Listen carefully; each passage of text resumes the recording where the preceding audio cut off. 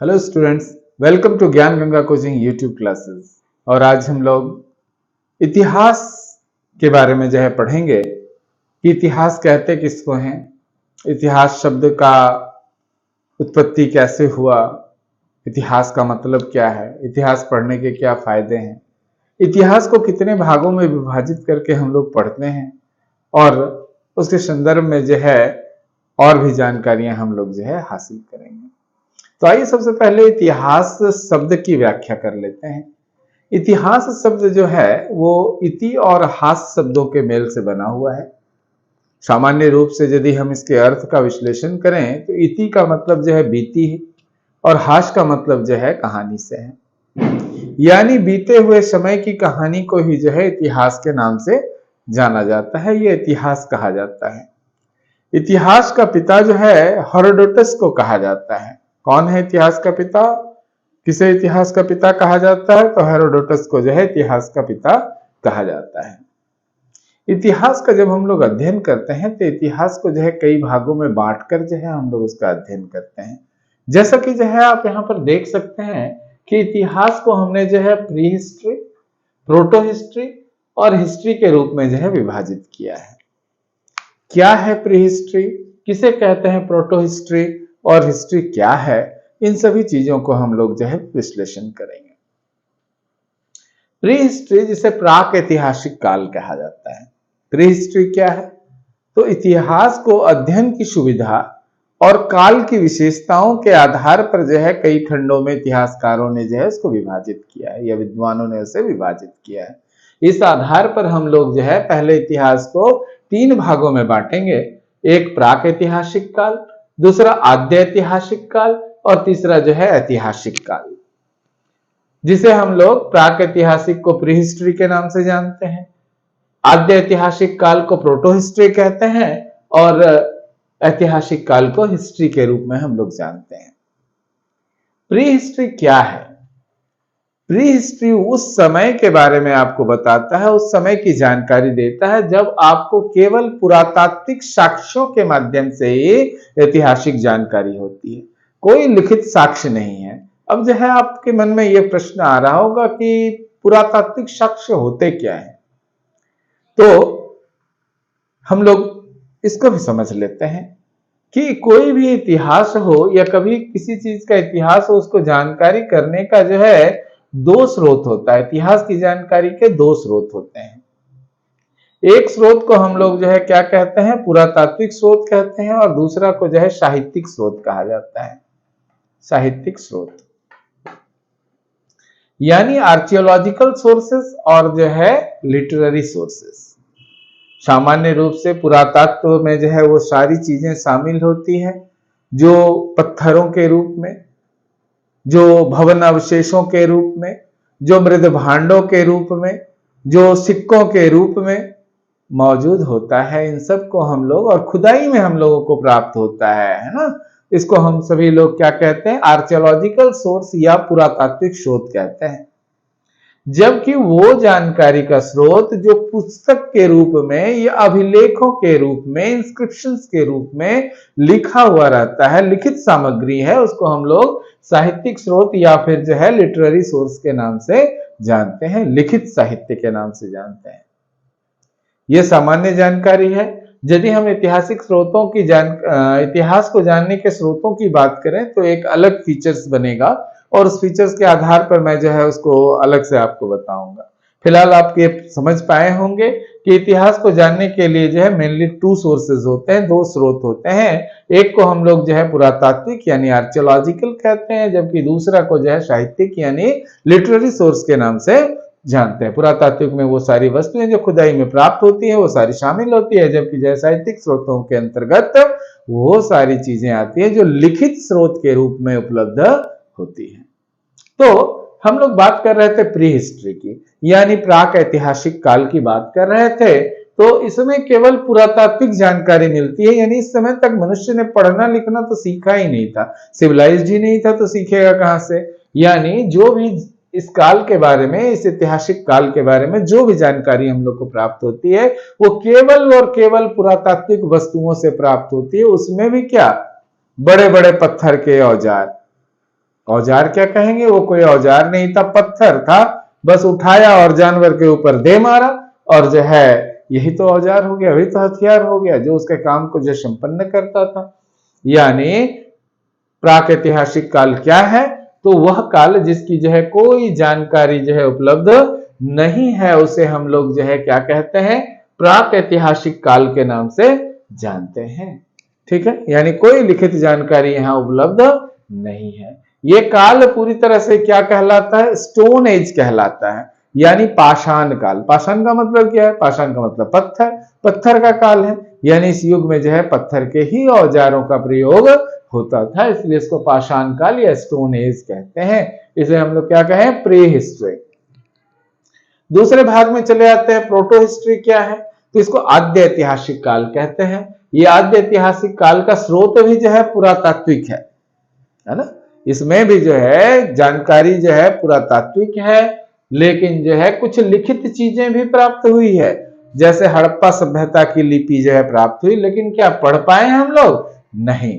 हड़प्पा की जो है लिपि को अभी तक पढ़ पाना जो है संभव नहीं हो पाया है, इसलिए जो है इसके स्रोत को हम लोग जो है पुरातात्विक रूप में देखते हैं। यानी जब आप हड़प्पा के बारे में पढ़ते हैं तो आपको जानकारी क्या चीज से मिलती है, क्या कोई लिखित स्रोत आपको हड़प्पा के बारे में कुछ बता पाता है, नहीं, कोई भी लिखित जानकारी नहीं प्राप्त हुई है। जो भी आप देखते हैं, चाहे वो स्नानागार हो, चाहे जो है वो अन्नागार हो, चाहे वो जो है भवन की संरचनाएं हो, चाहे वो पाए जाने वाले कुएं हो, नालियां हो, है ना, मन के हो, अस्थियां हो, समाधान हो, यानी सारी की सारी जानकारियां आपको जो है किसके माध्यम से मिलती है, तो पुरातात्विक शोध के माध्यम से मिलती है। यानी यहां पर लिखित तो किया गया, लिखा तो गया, लेकिन पढ़ ही नहीं पाए उसको। यानी ये भी जो है वैसा ही काल था, लिख लोढ़ा पर पत्थर वाला काल था ये, है ना, कोई जानकारी नहीं है, पत्थर पे लिखा हुआ है, पढ़ पाने में असक्षम रहे। और अब आ जाते हैं हम लोग ऐतिहासिक काल की बात करते हैं। तो ऐतिहासिक काल को समझने के लिए हम लोग इसको मूल रूप से 3 भागों में बांट कर देखते हैं। हालांकि कुछ इतिहासकार इसको 4 भाग भी करते हैं, लेकिन जो है मूल रूप से ये 3 भागों में देखा जा सकता है, जिसको हम लोग सामान्य रूप से पढ़ते भी हैं। आप लोग ग्रेजुएशन वगैरह में या फिर जो भी 11-12 की कक्षाओं की किताब है उसका भी डिवीजन जो है उसी हिसाब से किया गया है। जैसे कक्षा 12 की बात करें तो उसमें पहला बुक जो है क्या बताता है आपको, एंशिएंट हिस्ट्री पढ़ाता है। दूसरा नंबर का बुक पार्ट 2 जो है उसका वो मिडाइवल पढ़ाता है आपको, और पार्ट 3 वाला जो बुक है वो जो है मॉडर्न हिस्ट्री पढ़ाता है। तो उसी हिसाब से पूरे ऐतिहासिक क्रम को जो है हम लोग ऐतिहासिक कालखंड के अंतर्गत पहला जो सबसे पुराना है उसको एंशिएंट हिस्ट्री यानी प्राचीन इतिहास कहेंगे, प्राचीन इतिहास के रूप में उसको हम लोग पढ़ते हैं। फिर आ जाता है मिडाइवल हिस्ट्री। मिडाइवल में जानते हैं प्राचीन में हम लोग क्या पढ़ते हैं, हड़प्पा के बारे में पढ़ते हैं। और क्या पढ़ते हैं हम लोग, हड़प्पा के अलावा क्या पढ़ते हैं, तो मेसोपोटामिया को पढ़ लेते हैं। भारत के संदर्भ में कहें तो हड़प्पा को पढ़ते हैं। गंगा की घाटी में उदित होने वाली सभ्यताओं के बारे में पढ़ लेते हैं। मिडाइवल की बात करें तो जो है मिडाइवल में जो है हम लोग पढ़ते हैं किन लोगों को, तो जो सल्तनत काल रहा, दिल्ली सल्तनत का काल और मुगल पीरियड रहा, वो सब का अध्ययन हम लोग जो है मिडाइवल हिस्ट्री के अंतर्गत करते हैं। जबकि मॉडर्न हिस्ट्री में हम लोग मुगलों का पतन और अंग्रेजी साम्राज्य के बारे में जो है हम लोग पढ़ते हैं। ये मूल रूप से 3 खंड है, लेकिन कुछ इतिहासकारों ने इससे आगे के इतिहास को समकालीन इतिहास या नेहरू ईरा के रूप में बताया है। यानी आजादी के बाद से लेकर जो है जो देश का शासन व्यवस्था ये सब कैसे संचालित हुआ, संविधान कैसे बनाया गया, इन सबको कुछ विद्वानों ने नेहरू ईरा कहा, कुछ लोगों ने समकालीन इतिहास की संज्ञा दी। समकालीन का मतलब है वर्तमान काल में, यानी प्रेजेंट टाइम में।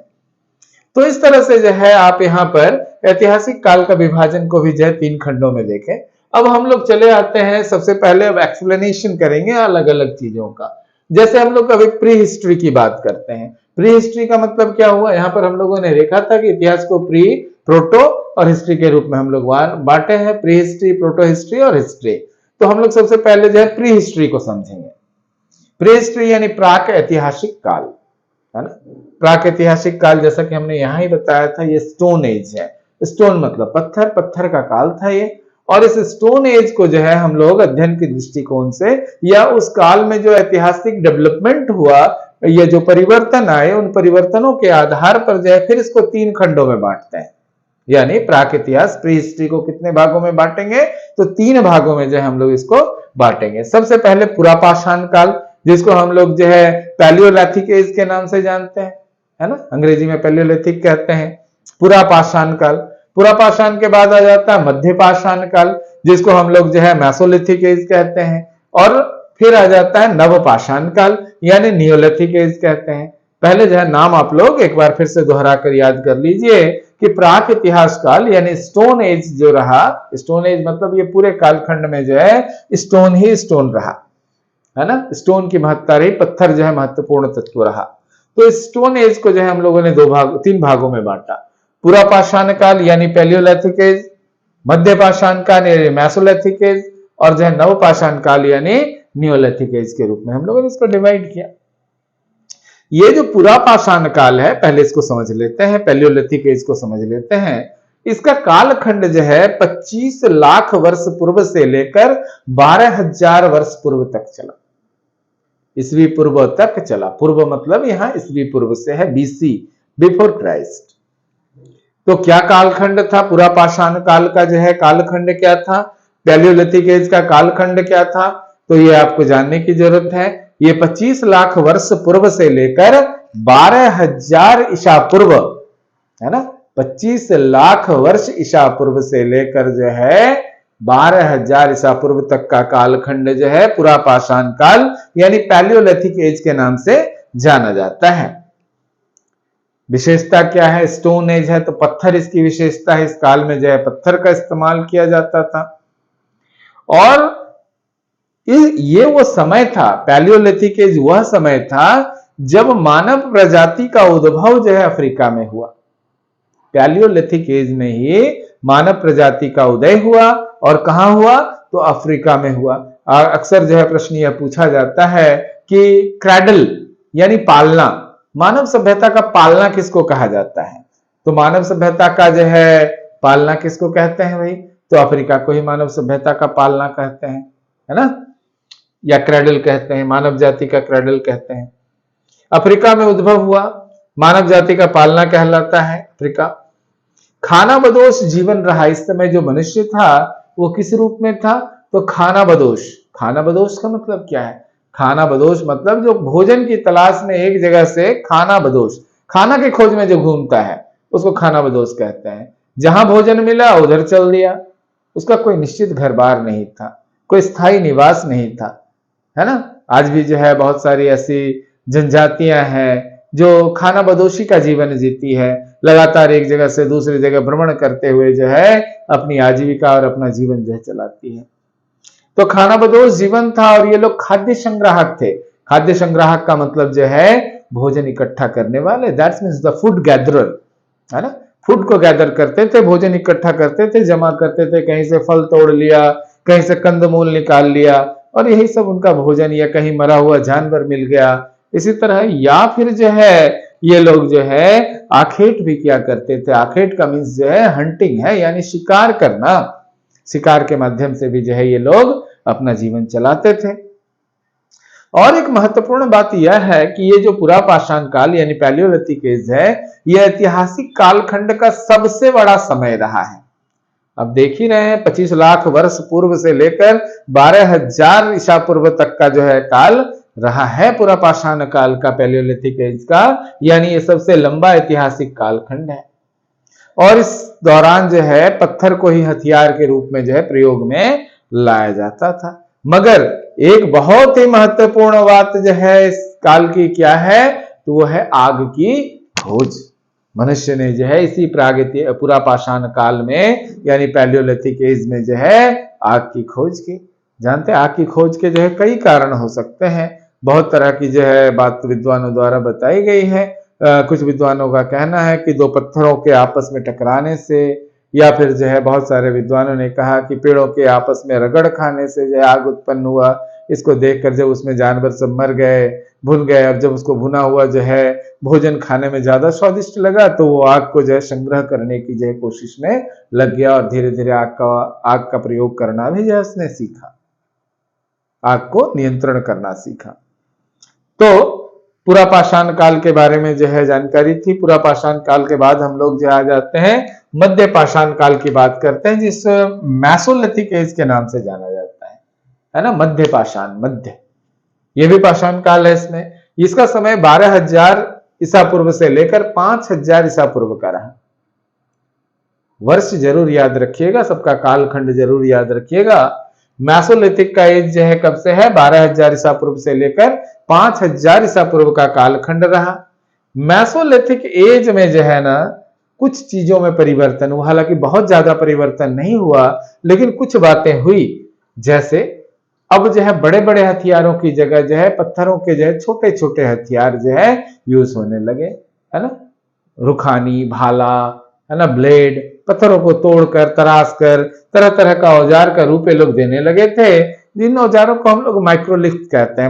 माइक्रोलिथ कहा जाता है, यानी छोटे पत्थर के औजार जो है माइक्रोलिथ के नाम से जाने जाते हैं। साथ ही साथ इस समय में जो है मनुष्य मृत्यु के बाद जो है उसकी अंत्योष्टि कर रहा था, यानी मर जाने के बाद जो अंतिम संस्कार होता है, फनील का कार्यक्रम होता है, वो जो है मनुष्य करने लगा, चाहे वो जलाना हो या दफनाना हो, वो कार्य कर रहा था। साथ ही ये वो समय था जब कांसा, यानी पहले तांबा, है ना, फिर बाद में तांबा से थोड़ा डेवलप करके जो है कांसा वगैरह का जो है आविष्कार हुआ।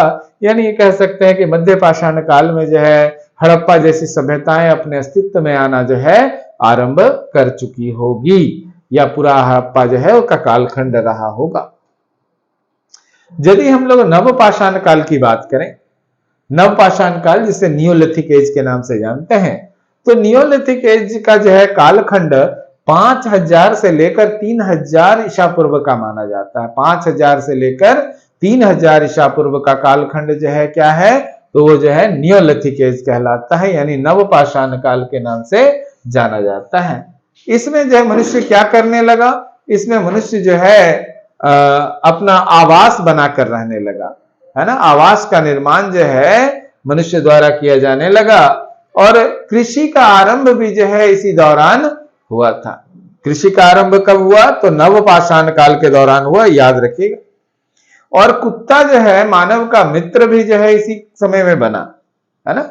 पहिया की खोज, हालांकि जो शुरुआती पहिया का जो प्रमाण मिला है वो मिट्टी का पहिया बनाया गया था, लेकिन पहिया का खोज। तो नवपाषाण काल में हम लोगों ने क्या देखा कि जो है आवास, स्थायी रूप से जो है आवास बन गए, लोग आवास बनाकर रहने लगे, कृषि का आरंभ हो गया, कुत्ता जो है मनुष्य का पहला मित्र बन गया, पहिया की खोज हुई, जो कि मैंने पहले बताया आपको कि जो है वो मिट्टी का बनाया गया पहिया था, और मृदभांड यानी मिट्टी के बर्तनों का निर्माण भी जो है इसी कालखंड के दौरान हुआ। और सबसे बड़ी बात जो है होमोसेपियंस, होमोसेपियंस आप जानते हैं प्रज्ञ मानव या आधुनिक मानव, जो हम ही लोगों का जो है एक साइंटिफिक नेम है, वैसे मानव की उत्पत्ति भी जो है इसी काल में हुई। इसके अलावा कृषि यानी खेती बाड़ी जिसको कहते हैं एग्रीकल्चर, वो 7,000 ईसा पूर्व में जो है आरंभ हो चुकी थी, जो कि नवपाषाण काल का जो है समय था। 7,000 ईसा पूर्व में जो है गेहूं और जौ की खेती का आरंभ हुआ। पाकिस्तान में जो है इसके जो साक्ष्य मिले हैं उसमें जो है पाकिस्तान में मेहरगढ़ में खेती के प्रमाण मिलते हैं, जो कि सुलेमान और किरथर नामक पहाड़ियों के बीच का क्षेत्र था। इसी क्षेत्र में जो है कृषि के प्रमाण मिलते हैं।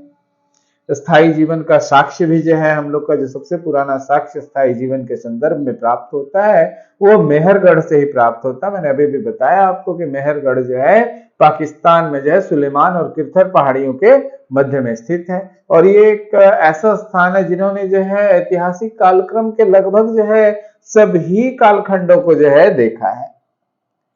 हालांकि सवाल तो बहुत सारे हैं और बहुत सारा ऑब्जेक्टिव जो है इसके ऊपर बनेगा, तो ऑब्जेक्टिव के लिए हम लोगों को जो है अलग वीडियोस तैयार करना पड़ेगा। फिलहाल यदि आपसे ये पूछा जाए कि भारत में खेती का प्रथम साक्ष्य जो है कब का और कहाँ का प्राप्त होता है, तो आप कह सकते हैं कि 8,000 ईसा पूर्व का जो है साक्ष्य है, और ये साक्ष्य जो है भारत में लेहुरा देव, जो कि उत्तर प्रदेश प्रतापगढ़ में जो है पाया गया, वहां से चावल की खेती के साक्ष्य प्राप्त होते हैं, जो लगभग जो है 8,000 ईसा पूर्व का जो है साक्ष्य है। कहां पर, उत्तर प्रदेश प्रतापगढ़ लेहुरा देव। ठीक है, तो और भी जानकारियों के साथ जो है हम लोग इतिहास के क्रम को और आगे बढ़ाएंगे। और इसके लिए हम लोग वीडियो का एक अगला पार्ट बनाएंगे जिसमें जो है हम लोग संक्षिप्त रूप से जो है जो मल्टीपल चॉइस क्वेश्चंस होते हैं उस तरह के क्वेश्चनों का जो है खंड लेकर आएंगे, उसका एक सेट लेकर आएंगे, ताकि ये जो है ऐतिहासिक कालखंड की जानकारी आपके लिए जो है उपयोगी साबित हो। यदि ये वीडियो अच्छा लगा हो तो लाइक, कमेंट एंड शेयर करें। Thank you.